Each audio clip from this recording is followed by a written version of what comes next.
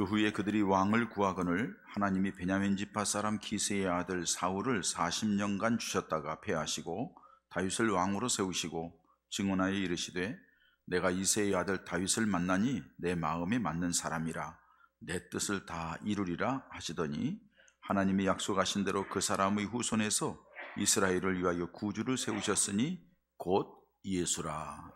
아멘. 우리가 살아가면서 어느 기관에 속해 있느냐가 굉장히 중요하죠. 세상에서도 여러분 직장이나 아니면은 여러분들이 사는 동네나 무엇보다도 교회가 어느 교회에 사람이 속해 있느냐 하는 것은 굉장히 중요하고요.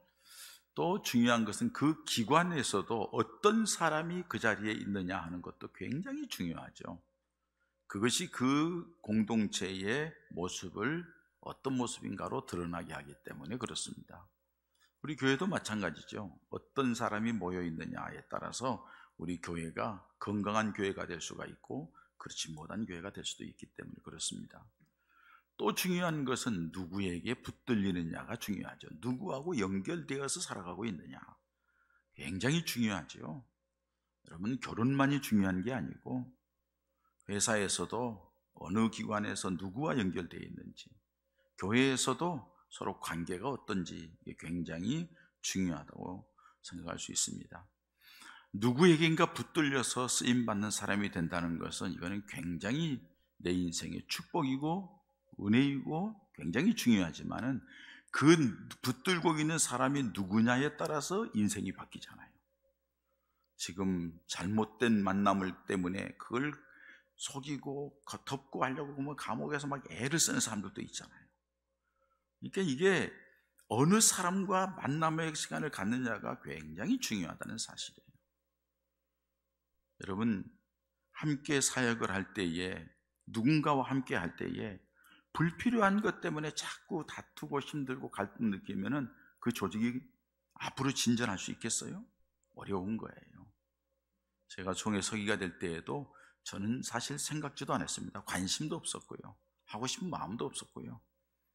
제 마음속에 그래서 저는 그저 우리 교회 성도들과 함께 하나님 앞에 신실하게 서가는 것 그거 하나로 족하고 이렇게 평안하게 장로님들과 권사님들, 성도님들과 함께 믿음 생활하는 게 이게 기쁨이고 즐거움이었어요. 더 이상 욕심낼 이유도 없고요. 나는 이게 편하고 좋았어요. 그런데 총회장 되실 분이 자기가 속해 있는 부서 3군데다가 한 20명을 이렇게 딱 집어넣어 놨더라고요. 그리고 그 20명 가운데서 함께 일하면서 그 사람의 성품, 그 사람의 하는 자세, 뭐 그 사람의 인성, 또 뭐 그 사람의 일 처리하는 것, 이런 것들을 쭉 보았대요. 나중에 얘기를 해요. 그리고 나서 어느 날 갑자기 저를 다 모아놓고 부르더니 서기 좀 해주십시오. 제가 깜짝 놀랐어요. 우리 대한예수교 장로회 통합측은 한국 교회에서 가장 큰 교단입니다. 거기 총회 서기라는 것, 총회장 다음에 서기라는 것은 대단한 위치입니다. 저는 생각할 수 없었어요. 한마디 딱 하시더라고요. 목사님은 사사롭게 행동하지 않고 목사님은 충성되잖아요. 그걸 딱 보고서는 저를 픽업했다는 거예요. 그 전에 2사람이 하겠다고 왔대요. 선물도 가지고 오고. 그래서 내가 당신을 잘 모르는데 어떻게 그렇게 할 수 있느냐. 왜? 총회라고 하는 이 거대한 기구, 한국 교회의 핵심에 자리 잡고 있는 이 대한예수교 장로회 총회가 어떻게 하면은 바르게 서서 잘 이끌어가는데 누구와 손잡고 함께 마음을 앞에 사야 되는가 하고서 생각하다가 픽업했다는 거예요. 근데 임원들이 다 총회장하고 30-40년 지기들이에요. 서로 잘 아는 사람들이라는 거죠. 그래서 서로 간에 마음을 터놓고 얘기하고, 다른 임원들은 잘 만나지 못해요. 우리는 이번 수요일날 또 만나요. 1년에 몇 번씩 만나서 친교하고 목회에 대한 얘기도 하고 한국 현 사회에 대해서 얘기도 하고 하면서 교단에 대해서는 얘기도 하고 어떻게 하면은 건강하게 영향을 미칠 수 있을까를 생각하면서 대화를 하는 그런 시간을 갖습니다. 여러분, 세상의 일도 그러는데 주의 일은, 특히 교회나 하나님의 일을 하는 기관에서는 가장 중요한 게 누구의 마음에 맞아야 되겠어요? 하나님의 마음에 맞아야 돼요. 그 사람을 하나님이 쓰시는 거예요. 그 사람을 찾고 있는 거예요. 왜요? 교회는 하나님의 교회이니까, 하나님이 주님이 주인이시니까, 주님이 세우셨으니까. 그러니까는 목사님도 주님께 초점을 맞춰야 되고, 장로님이나 모든 성도들이 다 같이 주님께 초점을 맞춰야 되고, 우리들이 믿음 생활을 한마디로 다른 말로 표현하면 뭐죠? 하나님의 마음에 맞는 사람이 되는 거예요. 할렐루야. 하나님의 마음에 맞는 사람으로 노력하고 힘쓰고 나아가는 거예요. 이게 우리가 해야 될 자세예요. 이 때문에 오늘 성경 말씀에 보면은 하나님의 마음에 맞는 사람을 하나님께서 선택하는 모습을 볼 수가 있어요. 그런데 마틴 루터는 또 이렇게 얘기를 했어요. 사람처럼 생각을 하고 이제 의인화시켜서 얘기하는 거예요. 하나님께도 오른손과 왼손이 있다. 하나님의 오른손 왼손이 있다는 것은 벌써 앞뒤가 있고 오른쪽 왼쪽이 있다 보면 편향됐다는 얘기죠. 한계성이 있다는 얘기잖아요. 근데 그렇게 표현을 했어요. 그러면 뭐냐? 왼손에는 율법이 있고 오른손에는 복음이 있다. 은혜가 있다. 왼손에는 심판이 있고 오른손에는 구원이 있다. 이렇게 얘기를 해요. 그 말을 하면서 뭐라고 했냐면, 하나님은 선한 사람도 하나님의 영광을 위하여 오른손을 붙들고 쓰시기도 하지만 악한 사람도 쓰시기도 한다. 아브라함, 모세, 다윗, 선한 사람을 도구로 삼아서 한 나라를 평정하고 은혜 가운데 그 백성을 이끌어가겠다.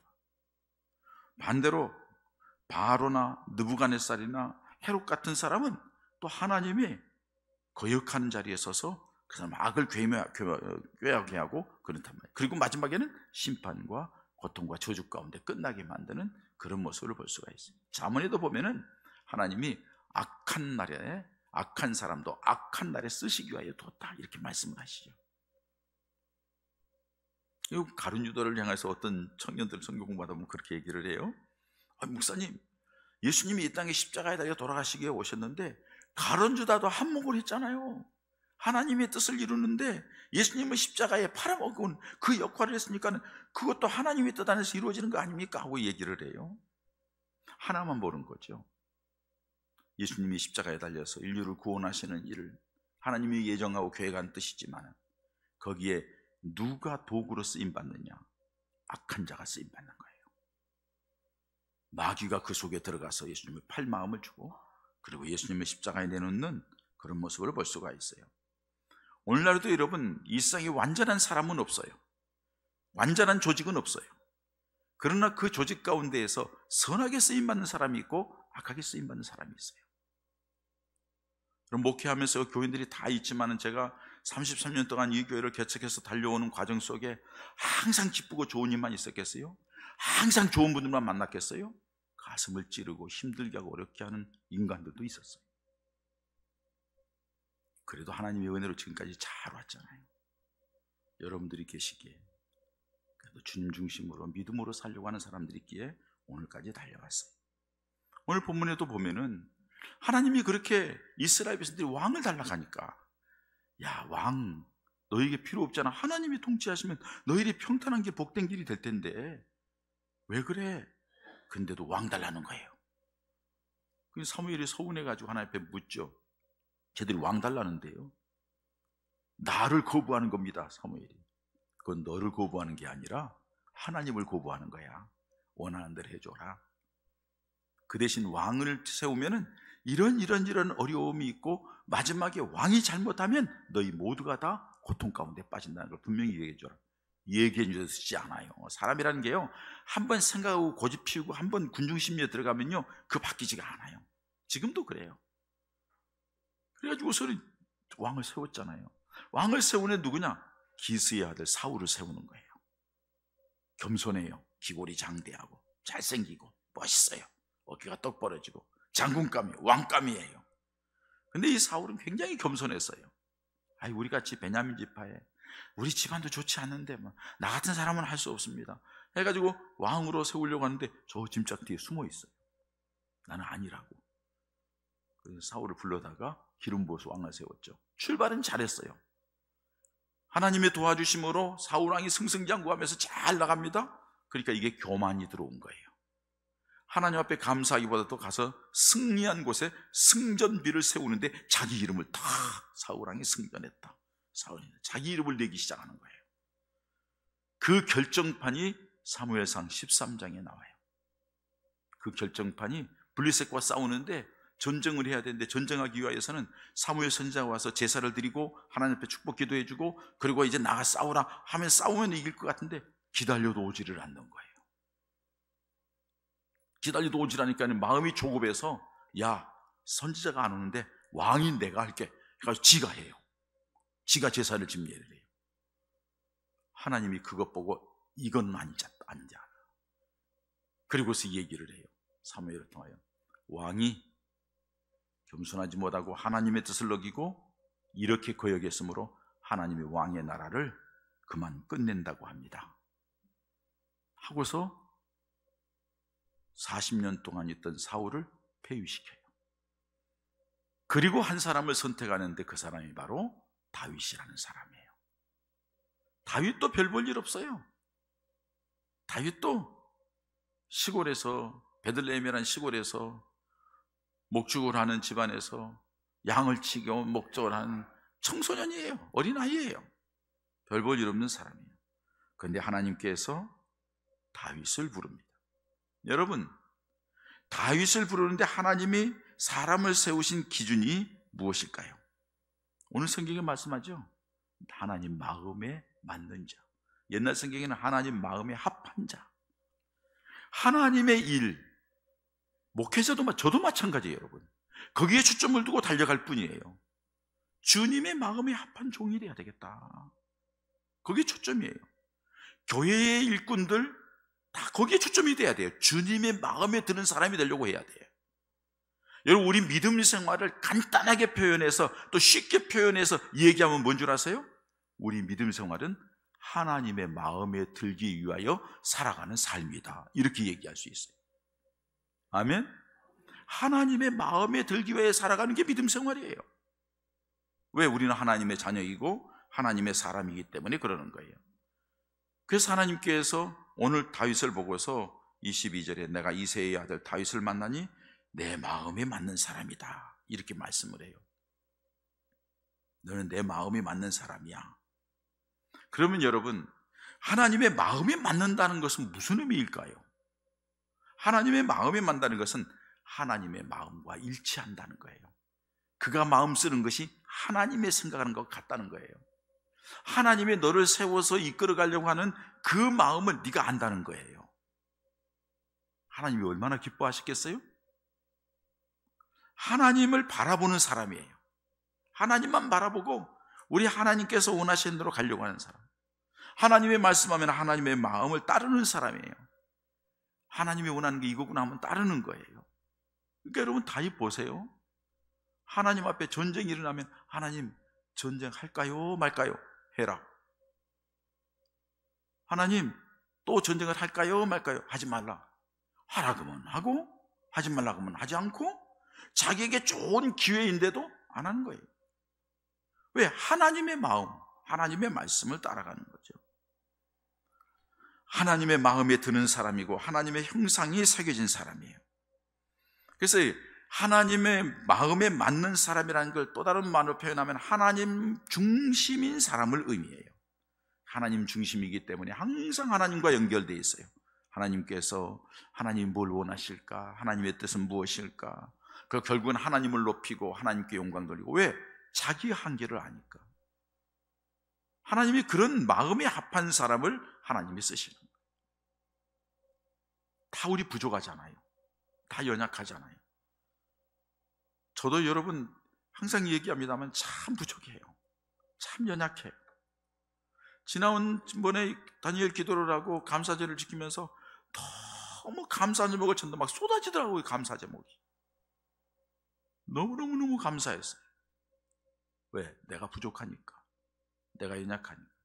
그렇기 때문에 하나님의 마음에 들게 하나님께 초점을 맞추고 달려온 것이 지금까지의 삶인 거예요. 여러분들도 마찬가지인 줄 압니다. 또 우리가 그렇게 마지막까지 살아야 될 줄 믿습니다. 그런데 여러분, 다윗이 왜 하나님의 마음에 맞는 사람이라고 얘기했을까요? 어떤 모습을 보고 그랬을까요? 베들레헴이라는 시골에서 목축이나 하고 있고 양떼나 지키고 있던 그 아이가 무슨 특별하게 있는 게 아니에요. 사무엘 16장 가서 보면은 사울을 패하고 사울 대신 왕을 삼기 위해서 어떻게 할지 모르는데 하나님께서 사무엘에게 말씀하시죠. 야, 베들레헴에 가면은 이새의 집이 있어.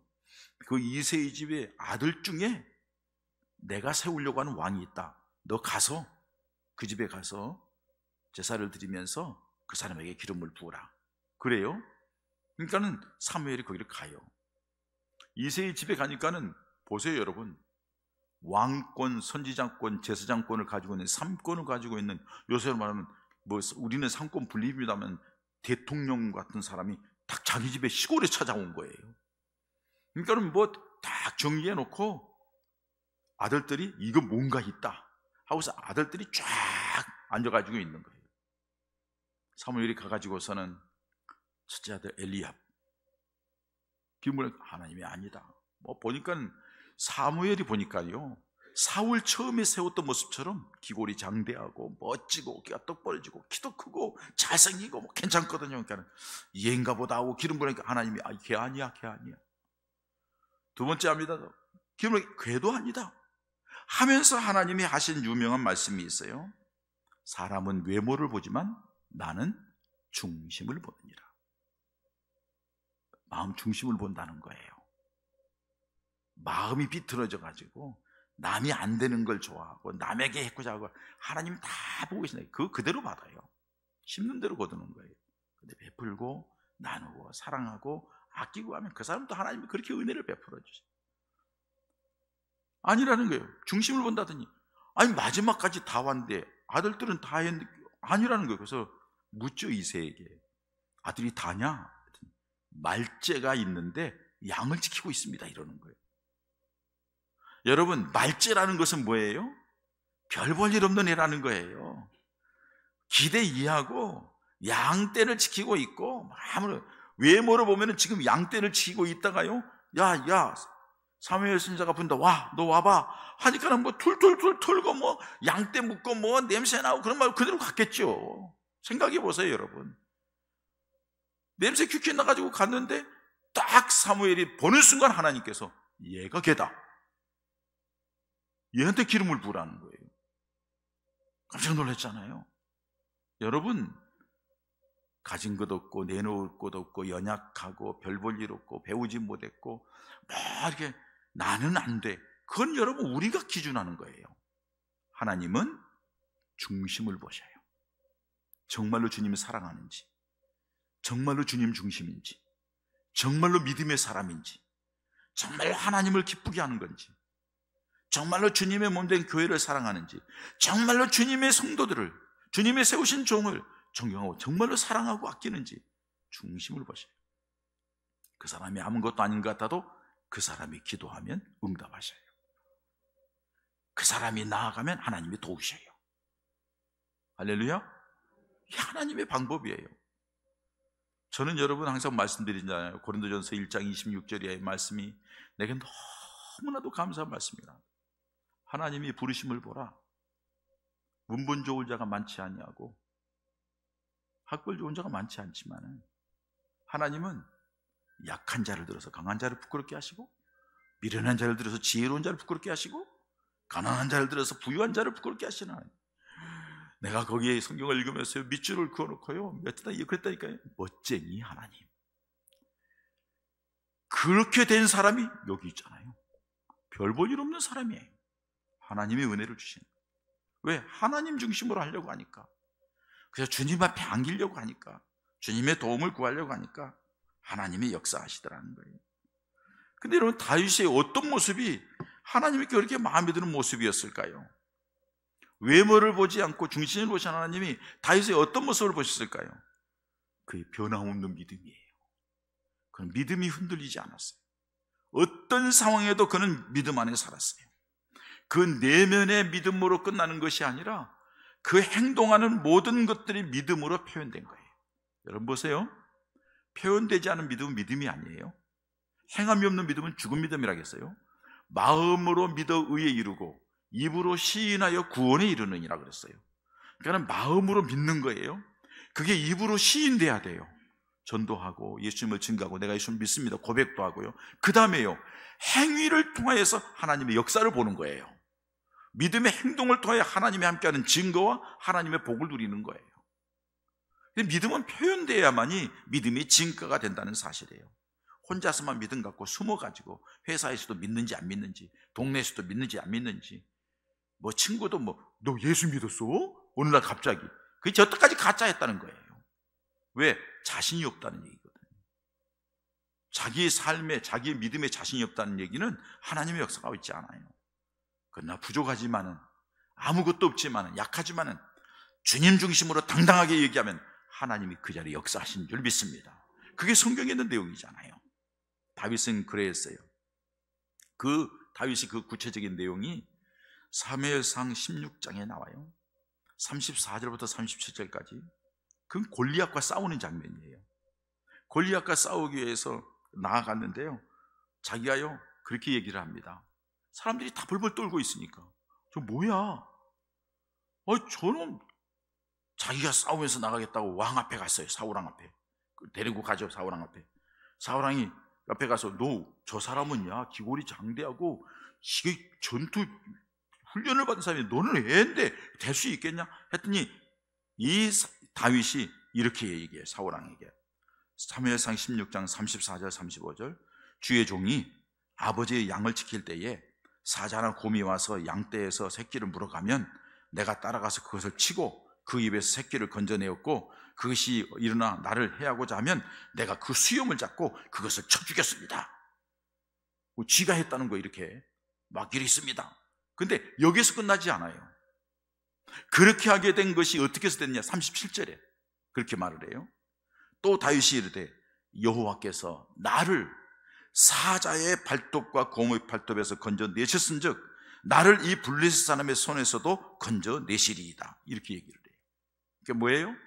내가 양을 칠 때 평상시에 하나님을 의지하면서 양을 쳤는데 그때에 사자가 오고 곰이 올 때마다 하나님의 은혜를 주셔서 그들을 물리칠 수 있게 했다는 거예요. 하나님의 도움을 했다는 거예요. 그런데 저 블레셋 사람 골리앗, 이 골리앗도 사자와 같고 곰과 같다 할지라도 하나님이 함께 하시면 이길 겁니다. 내가 생활 속에서 하나님이 도우심을 받았는데 이때에도 하나님께서 역사하실 줄 믿습니다 하고 생활 속에, 삶 속에서 변함없는 믿음을 가져요. 대부분의 사람들은요, 좋을 때는 믿음 생활 잘해요. 해거리고 힘들고 어려울 때는요, 그때는 자라목처럼 쏙 들어가요. 그리고 뒷걸음질 쳐요. 안 된다고, 어렵다고. 하나님이 시퍼렇게 살아계신데 뭐가 어려워요? 능력이 하나님이, 전능하신 하나님이 내 하나님인데 뭘 그렇게 기웃거려요? 중요한 것은 뭐냐? 믿음으로 든든하게 서서 주님 바라보면 주님이 역사하실 줄 믿습니다. 모든 성경에 있는 내용이 주님 앞에 결단하고 나아갈 때 일어났다는 것을 기억하시기 바랍니다. 다윗의 믿음이 어떤 믿음이냐? 사울이 다윗을 죽이려고 수없이 쫓아다니잖아요. 여기 다윗이 있다 하면 군사물고 가서 죽이려고, 저기 같으면 저리로 가고, 다윗을 죽이려고 수없이 노력했어요. 그런데 다윗이 사울을 죽일 수 있는 기회가 2번이나 있었어요. 주변에서는 죽이자고 그래요. 다윗은 하지 않아요. 못 죽인다고 그래요. 왜? 사울 왕이 아무리 악해도 하나님이 기름 부어 세우신 왕입니다. 그런데 내가 누구간데 하나님의 기름 부어 세운 왕을 내가 죽이겠습니까? 나는 그거 못한다. 그리고 옷자락을 베기도 하고 숨어서 서금서금 나오기도 하고 그런 걸 볼 수가 있어요. 그 얘기는 뭐예요? 하나님을 두려워하는 마음이 있다는 거예요. 이게 믿음이에요. 하나님을 두려워하니까 막말하죠. 하나님을 두려워하지 않으니까 멋대로 살죠. 하나님을 두려워하지 않으니까 지가 임금이나 지가 왕인 것처럼 막아줘. 아니에요. 우리 인생의 왕은 내가 아니라 주님인 줄 믿습니다. 주님이 나의 왕이에요. 나의 주인이에요. 주님 앞에, 그 주인 앞에 순종하면 하나님이 역사하실 줄 믿습니다. 그렇습니다, 여러분. 이런 변화없는 믿음을 가졌기 때문에 쟤는 어렸을 때부터 지금까지 믿음이 인정받았어. 또 한 가지는요, 자기에게 맡겨진 일에 최선을 다하고 충성된 사람이었어요. 여러분, 말제이고 양을 지키는 일이 있었죠. 블레셋 그때에도 사무엘이 온다는데, 지금 최고 지도자가 온다는데 다 가고 싶죠. 보고 싶죠. 근데 형들이 아버지가 너 양 지키고 있어. 그러니까 순종하는 거예요. 씩씩거리고 이게 아니라 순종하는 거예요. 아버지가 블레셋과의 전쟁에 있을 때에 아버지가 얘기를 해요. 형들 잘 있는지 요 먹을 걸 싸가지고 가서 보고 요것은 사울 왕에게 드려라. 여러분, 청소년 돼가지고서는 전쟁 때 나가면 아버지 나 죽이라고 작정했어? 왜 나 거기 보내는 거예요? 나 못 가. 다른 사람은 잘하고 있겠지 뭘 그래. 다 그러지 않겠냐고요. 여러분, 그래지지 않아요? 그러시고도 남다고요. 그런데 아버지 말에 순종해서 전쟁터에 나가는 거예요. 가가지고는 형들에게 얘기하면, 형들이 뭐라고 얘기해도 그렇게 얘기하는 것을 볼 수가 있어요. 뿐만 아니라 사울왕 앞에서 섬길 때에도 자기 자신에게 맡겨진 일은 최선을 다해, 왕이 자기를 싫어하고 밀어내도 전쟁터에 나가면은 최선을 다해서, 모든 일에 최선을 다해서 충성되게 행하는 그런 모습들을 하나님이 다 본 거예요. 여러분, 우리의 인생 가운데에 하나님이 머리끝까지 세심 받으시고 우리의 모든 형편을 아신 하나님, 여러분들이 마음 품는 것, 여러분들이 행동하는 것, 여러분들이 살아가는 모습을 주님이 보고 계시다는 것을 기억하시기 바랍니다. 사람들이 몰라준다 할지라도 때가 되면 주님이 그렇게 믿음으로 살려고 하는 여러분들을 들어서 사용하게 될 줄 믿습니다. 세 번째로는 여러분, 다윗은 영적인 자존감이 있었어요. 그리고 거룩한 용기가 있었어요. 우리가 사무엘상 16장 말씀을 합니다만, 아버지의 심부름을 받아가지고서는 형들에게 갔는데 골리앗이 키골이 장돼가지고 고래고래 소리를 지르는데 이스라엘 군사들이 전부 다 벌벌 떨면서 바위 틈에 숨어가지고 고개도 못 내밀고 있는 거잖아요. 다윗이 가만히 가서 들어보니까는 골리앗이 얘기하는데 니네 하나님이 어쩌고 저쩌고 뭐 내가 믿는 신이 뭐 이기고 어쩌고 막 말들 해주고 이스라엘 백성들 막 무시하고, 요새 말로 개 무시하고 막 그러는 거예요. 다윗이 가만히 듣고 있으니까는 저 따위게 다 있어? 우리 하나님의 이름을 죄가 저렇게 함부로 말을 해? 난 그걸 못 봐. 하나님의 거룩한 백성에 대해서 저렇게 함부로 말을 해? 난 그걸 못 봐. 하고 뛰쳐나가는 거예요. 내가 저놈 없애겠다고. 쬐끄만 애가. 그 모습을 하나님이 보시는 거예요.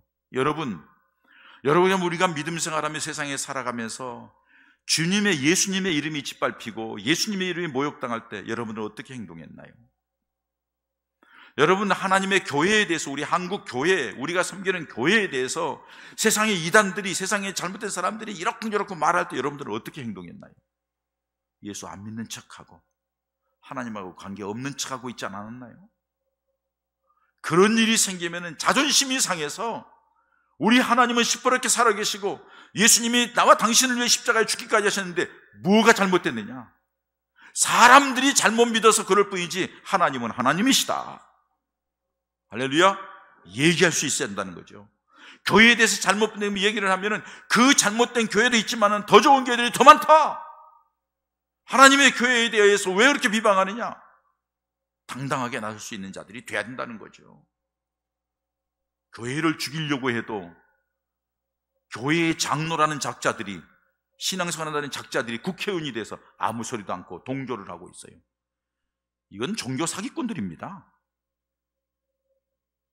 예수 믿는 거, 예수 이름 팔아가지고 자기 자리나 확보하려고 하는 종교 사기꾼들, 나쁜 놈들입니다.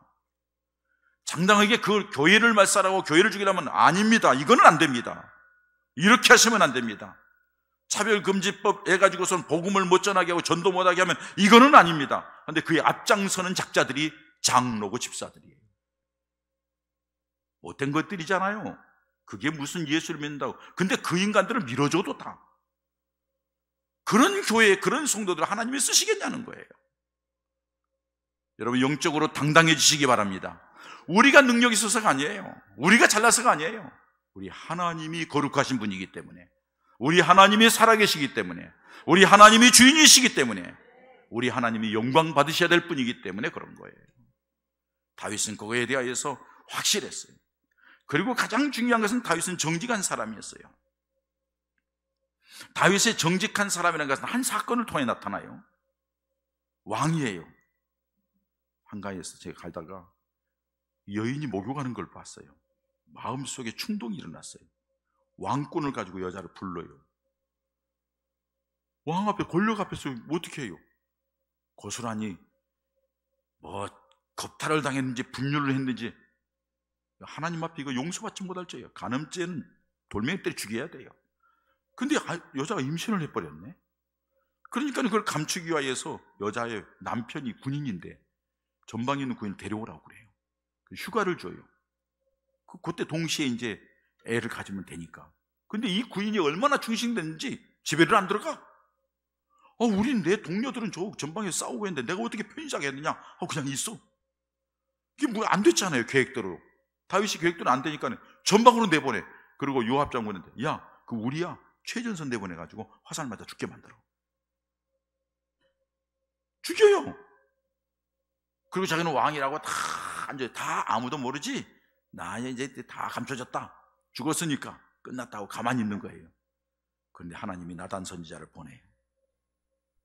왕이요, 한 사람이 여러 양이 있는데 또 한 사람은 자기 가족처럼 생각하는 양 한 마리가 있는데 항상 같이 품고 자고 자는데, 많은 양을 가진 사람이 요 한 마리 양이 있는 그 양을 빼앗아 가지고 잡아먹었습니다. 다윗이 화가 나가지고, 누구냐 그놈이, 당장 데려오라고. 그럼 나단 선지자가, 당신이 그 사람이다. 우리아의 아내를 당신이 빼앗았고 그 남편을 당신이 죽였잖아. 와, 여러분, 왕권을 가졌어요. 잘 나가는 왕이에요.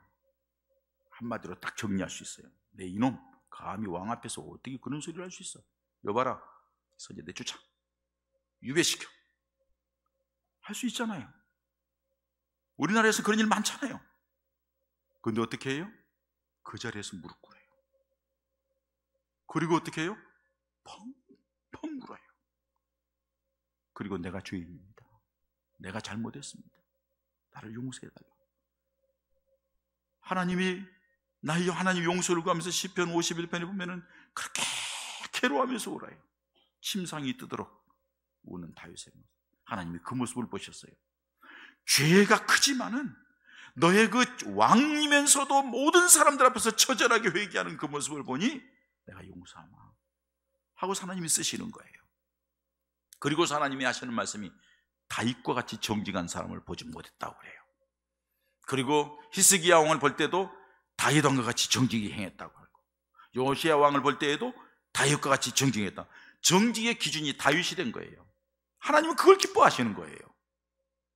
그래서 그를 쓰시겠다고 한 내 마음에 드는 사람이라고 말씀하는 거예요. 그리고 하나님께서 다윗을 통하여 행하시는 뜻이 뭐예요? 오늘 내 뜻을 이룰 이새의 아들 다윗을 만나니 내 마음에 맞는 사람이 내 뜻을 이루리라 하고서 23절에는요, 하나님이 약속하신 대로 이 사람이 후손에서 이스라엘을 위하여 구주를 세우셨으니 곧 예수라. 다윗의 혈통에서 예수 그리스도가 나게 하는 거예요. 하나님의 마음에 드니까 하나님이 그를 통하여 인류 구원의 역사를 이루어 가시는 것을 볼 수가 있어요. 별 볼 일 없는 시골의 목동인데, 기생 라합인데 말이에요. 모압 여인 롯인데도 말이에요. 모압 여인 룻이 모압 여인인데도, 이방 여인인데도 들어왔을 때 그 여인을 통해서 하나님께서 예수님의 족보에 들어가게 만드는 거예요. 여러분, 우리 모두도 별 볼 일 없는 사람, 그러나 하나님의 마음에 들게 믿음으로 주님 중심으로 나아가면 하나님이 들어쓰셔서 영광의 도구로 삼으실 줄 믿습니다. 여러분들이 인생의 놀라운 역사가 일어날 뿐만 아니라 여러분들 통해 여러분들의 집안에, 여러분들이 속해 있는 모든 공동체 안에, 우리 교회 안에, 우리를 통하여 이 나라 안에 하나님이 함께하는 그런 놀라운 역사가 일어나게 될 줄 믿습니다. 이런 은혜가 부족하지만, 연약하지만 우리를 통하여 일어나기를 주님의 이름으로 축원합니다. 그러기 위해서는 우리가 하나님의 마음에 맞는 하나님의 사람들 되시기를 축복합니다. 하나님 아버지, 감사합니다. 오늘 또 주의 전에 불러주시고 함께 예배하며 하나님의 말씀을 들으면서 우리 자신을 돌아봅니다. 하나님께서 놀라우게 우리를 사용하시기 위하여 세상 가운데 불렀습니다. 별 볼 일 없고 연약하고 부족하고 내놓을 것 없지만은 다윗과 같은 사람 하나님 쓰신 것처럼, 기생 라합도 이방 여인 룻도 그렇게 쓴 것처럼 하나님, 우리도 별볼이 없지만 여자리에 있습니다. 말씀을 듣고 다시 주님 중심, 주님을 바라봅니다. 주님의 마음에 맞는 우리가 되어서 하나님의 역사의 주인공들 되어 나도 살고 가정도 살고 교회도 살고 나라도 살리는 우리가 되게 하여 주시옵소서. 예수님의 이름으로 기도합니다. 아멘.